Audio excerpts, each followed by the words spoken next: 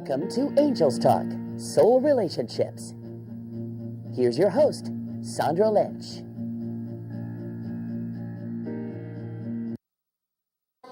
She's coming. Here she comes. You talking to yourself? I always talk to myself. Always talk to my higher self. Yeah, is that in camera range? She's here. She's here. Hey, love. Okay, this is the bad side of my head. Oh, is my it? My hair's funny here. Oh, is it funny? Which side do you think is going to show more of my head? All of them, Sheryl. Do we have to have everything, all this showing in my body? Guess we do. Sheryl. Sheryl. Sheryl. That's Sheryl. what my yoga teacher calls Sheryl. me. My yoga teacher calls me Sheryl because I share all You do. from my heart. You do. And that's what this is all about here today. And we're going to go ahead and open the show. Is that okay? Yes. Here we go. Hey, love, Sheryl. Sheryl Benzon, the one, the only Sheryl Benzon. I'm so excited. So am I. I'll go ahead and do it, okay? Okay, stand by. Right. Thank you all again for taking your time. Just, cancel that one. Hello, hello. It's Sheryl Benzon here today. Thank you all again for taking your time to stop, look, and listen in our divine appointment here today on another wonderful episode of Angels Talk. I'm Sandra Lynch, your host today, and I'm so honored, excited, and privileged to be here with the one, the only one, Sheryl Benzon. And I feel like I'm like a motorboat carrying on here today. Yes. I'm excited though. You're in, where are we? We're in Fort Bend. Fort Bend? You mean Fort Wayne. Sheryl. Fort Wayne. Get with it, girl. That's right. Huh? That's real. Gosh, really. Is there a Fort Bend, do you think? Heavens only knows, I don't Sheryl. know. Yeah. Where are Gosh. we? We're at The Fort Hilton. Wayne. The Hilton. Yes. In Fort Wayne, Indiana. Yeah. Yeah. And tell everybody, what are we doing here today? We're teaching women powerful communication skills. How to succeed in life, how to get ahead. Good stuff. What a service in the world, in today's transitional world. Absolutely. What do you think about that, Sheryl? I think it's exciting. I think women need to be empowered. I think we all need to find that inner strength, honor our core values, know what's real, what we need to do to succeed. Well, tell us a little bit how that happens in your seminar. Well, the way that happens in the seminar is that people come in, hopefully with an open mind, and we just talk, we share, we discuss what's going on in the world and how we play into that part of it, and what it feels like to be empowered, and how to communicate in an assertive way so that we have healthy, good mental health, and so that we start out on the right foot every day and we're positive. And you know what we do is we just grow and learn together. We share. Now this afternoon we're going to go back into the seminar and talk about emotional balance and emotional stuff.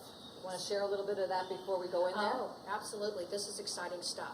Women have very different emotions and communication styles than men. I think most of the viewers will agree. Particularly women. Yeah. Yes, absolutely. And one of the things that I want to do is teach women how to maintain composure, how to stay calm, cool, and collected. Because let's face it, Sandra, we know women get stereotyped, right? We sometimes are being seen as too emotional, or that we, put our emotions, or we're too moody out there. So what I'm going to do this afternoon is teach women how to maintain emotional composure, how to generate alpha waves in the brain.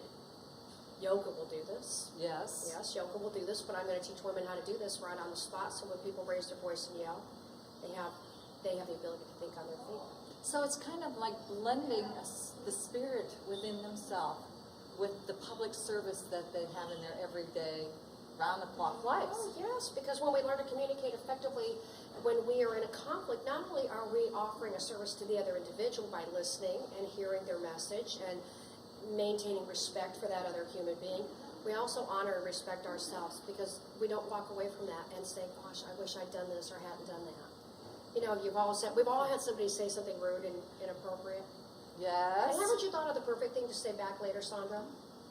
No. 3 hours Today, later. 3 hours later. Because I have practiced a lot of this in the last 17 years. I mean, heaven's sake, we know each other 17 We've years. known each other a long time. A long time, We have. and it takes that time in that process to work on ourselves. Oh, absolutely. Yeah, Yeah, it doesn't happen overnight. yeah. Just Yeah. today we had that happen. Yes, we did.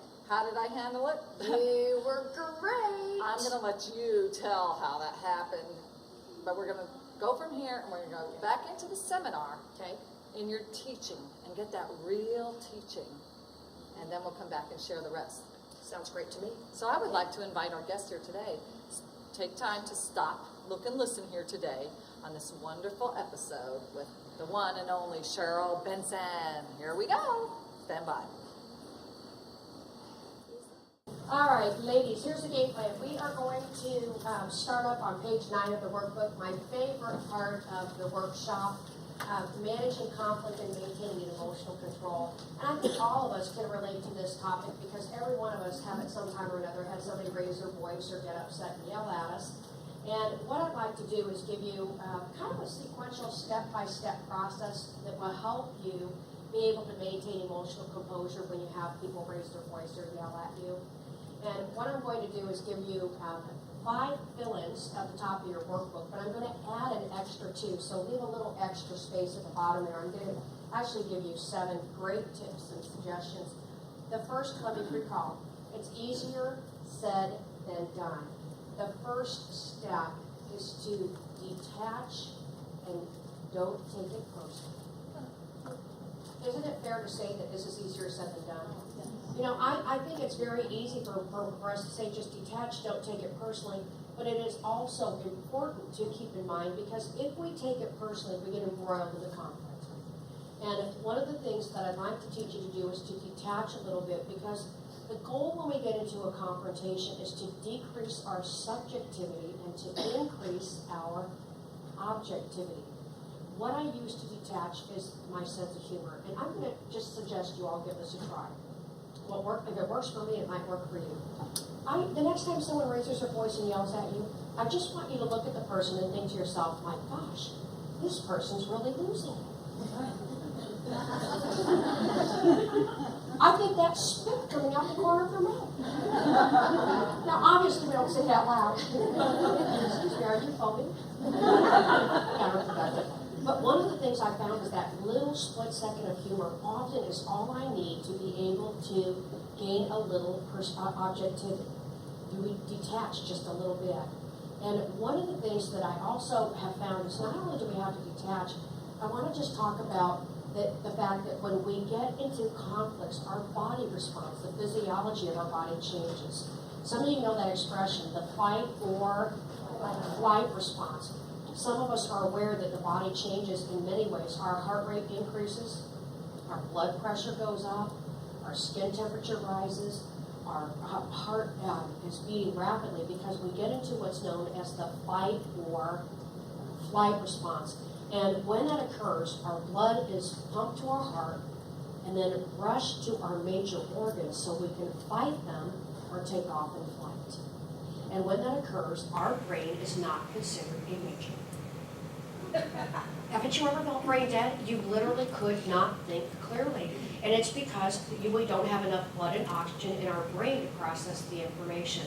What I'd like to suggest is that you practice a good deep breathing technique. What you want to do when you have someone raising their voice and yelling, you take a deep cleansing breath in through your nose. You hold your breath approximately 2 to 3 minutes. Not minutes, seconds.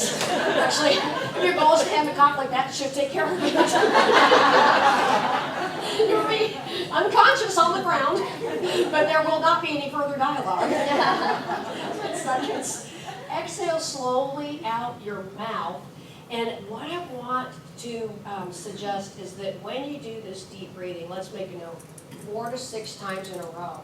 Do it 4 to 6 consecutive times because, and here's some really great news, when you do that deep breathing 4 to 6 times in a row, it generates alpha waves in your brain.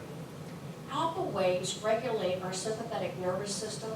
They get our heart rate back to normal, helps you get the blood and oxygen back in your brain so you can think clearly, which is really very powerful when we have someone raising our voice and we're in that fight or flight mode.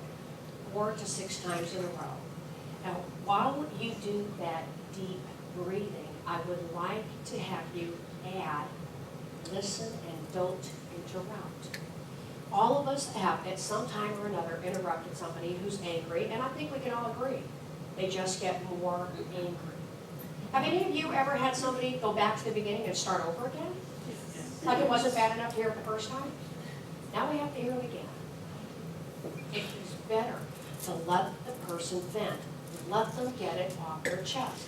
Because every time we interrupt somebody, it's the equivalent of giving them more information or more stuff to resist against. It's like handing someone the ammunition to shoot back at you. Trust me, it is much better to just hear the person out, let them vent, and when they get done venting, I'd like you to add this strategy. Rewind and play back what you said. Why should we rewind and play back? Think of it this way.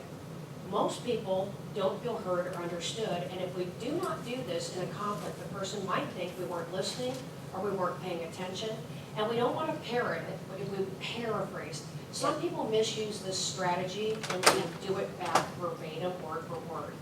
Don't do that, just simply paraphrase. So if I hear you correctly, you're angry for these reasons, and you play it back. Now, once you have heard their concerns, I want you to just go one step further. I'd like to suggest that you ask, have I heard all of your concerns? Now, you don't want to sound dismissive, but at the same time, you want to make sure you've heard all their concerns. So possibly, you don't necessarily say, do I have it all? Are you done? Are you finished? Because that could be condescending, but rather we say, I just want to make sure, do I fully understand the extent of the problem? Have I fully heard your concerns? And at that point, I'm going to give you another 2 tips or 2 strategies, the first of which I said this morning not to do. And so I'm going to say up front, I know I said not to do it this morning, but when we have a conflict, this is a very powerful way to diffuse the situation. I would like to have you, at this point, apologize. Now remember I said this morning, women tend to be too apologetic, did I not? We say the words, I'm sorry too much, I'm sorry to bother you, I'm sorry to take your time, I'm sorry to interrupt. What I want you to do is to apologize, but ladies, I already told you this morning, we're talking about new responses, new communication styles today so that we can change the outcome. Let me give you a new way to say it, because let's talk about it a minute. When you say the words, I'm sorry, it sounds like whose fault? Your fault. Here's the new response I'd like you to write down and remember. Say, I regret this happened. I regret this happened is not the same as I'm sorry. When you say I'm sorry, it indicates that you're at fault, when in fact it may be a misunderstanding. You simply say, I regret this happened, and then what you do next is you seek solutions. How can we solve this problem? What can we do to address this issue? And one of the things I found is that we clearly aren't going to remember all of these steps immediately, or maybe even as early as tomorrow. I've been teaching seminars for 17 years, and I can tell you this. I've gone to seminars as well as taught them, and I have heard from other trainers, and I believe it can be at times true, it sometimes takes as little, the studies say, as little as 48 hours to pass, where you can lose as much as 80% of the content. Has anybody heard that before? Yes. Ladies, these are not good odds, because today is Thursday. By Monday, if someone raises her voice and yells, you'll think to yourself, I know how to deal with that. I learned in that class on Thursday. And then you'll think, what's the first step? And then you'll think, I don't remember. But I know I'm supposed to breathe.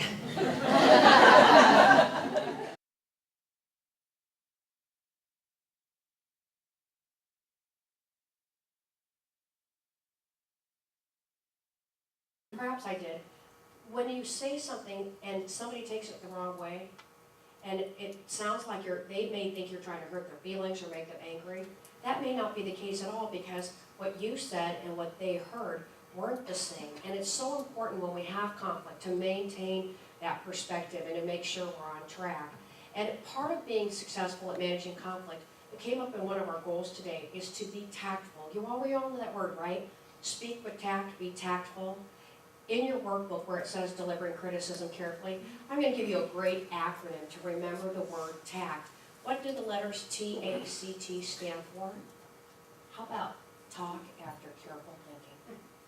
Talk, isn't that a great way to remember the words? Talk after careful thinking. There will be times when we may be so angry or so upset that we can't remember what we need to do, or worse, have any of you ever been in a situation where you were so hot and so angry that you said something you regret, or you wish you could take back? And here's the bottom line, we can't take it back. That's the danger. So what I'd like to suggest is that you bite your tongue and walk away. Now, I'm not going to say walk away indefinitely, because as a psychotherapist, I know that's sweeping it under the rug. Let me tell you something that I taught in my private practice. Use the 24-hour rule. I like that, I coined that phrase because I think the 24-hour rule is just a good guideline. The reason 24 hours is relevant, after the first 24 hours, what happens is our mind starts to magnify or exaggerate the event. Haven't you ever replayed a conversation in your head after the fact?